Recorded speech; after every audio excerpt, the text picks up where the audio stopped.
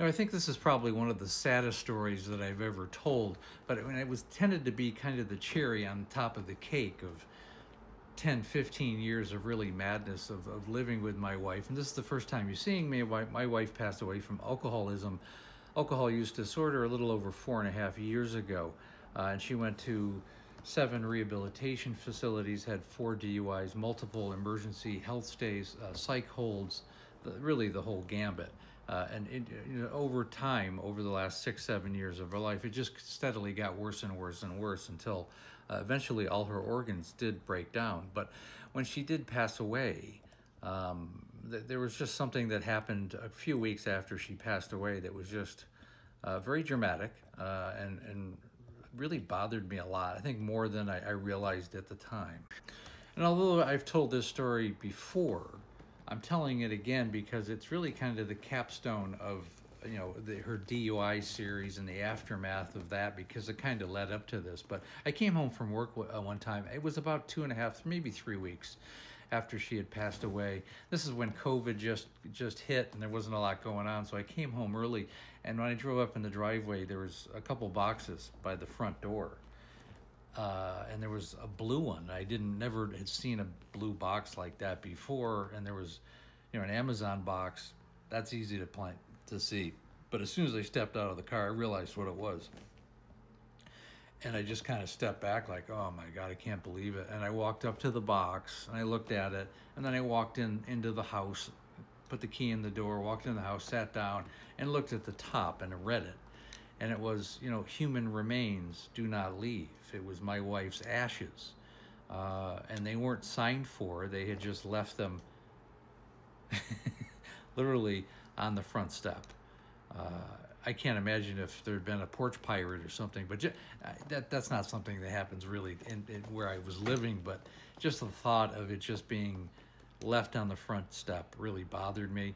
That was the end cap to this last decade of her life, and she had become nothing more, and that's what I had left really at the end of the marriage, was essentially a box of ashes.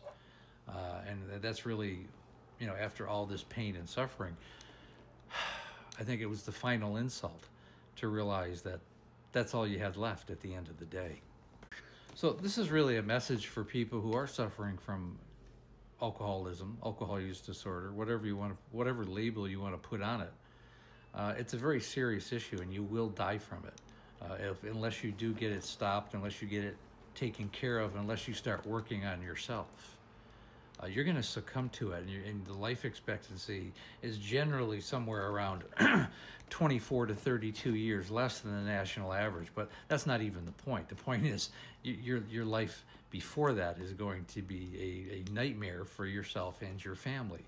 I mean, my case is not that unique, and if you follow me, this happens to tens of thousands, if not millions of families across the world. And if you don't want to end up as a box of ashes, and people say, well, that's not going to happen to me, that's exactly what my wife used to say. I'm not as bad as those people. So I hope this takes heart. Hope people understand this, that it is a cautionary tale. That's the point of this page, is to bring education and caution to what people are doing, and take sobriety seriously, because it will ruin your family. If you have a family member in your family who's suffering from this, the hurricane effect, and all the focus is on that alcoholic. So it's so important to get it in remission, and to get it taken care of before it gets out of hand, and be able to identify it, and for the alcoholic to realize, yes, I have a problem, to be able to look in the mirror. So you want to get it before it gets to the denial, gaslighting, and deflection stage, before someone says, well, I don't have a problem, even though they're drinking 30 cans of beer a day, but they don't have a problem. It's too late a lot of times. Then you just, as a family member, you got to take care of yourself. You got to take care of your own mental health, and you have to make yourself a priority in reality. So many people ask me that question. You have to let somebody get to the point where they realize they got a problem. As a family member, you got to take care of yourself.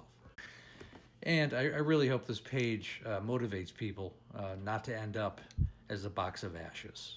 That's really the takeaway from this video, because that is a reality for so many people, and I wouldn't recommend it to any person ever, never. Okay, and I hope the stories, as graphic and as personal as that they are, is that they hit home to the people that it's directed to. On that note, again, I go live Monday through Friday, right around 6 o'clock. Although I won't be tonight. If you're watching this on Tuesday, I have another meeting. I will be back on Wednesday through Friday. I might even do one on Saturday.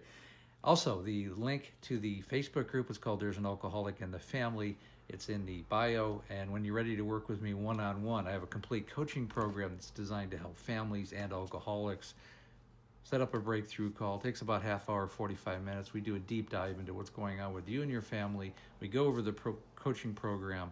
The call is free. The program definitely is not. But I'm looking for people who are ready to change their lives and the lives of their family. And again, thanks so much for listening.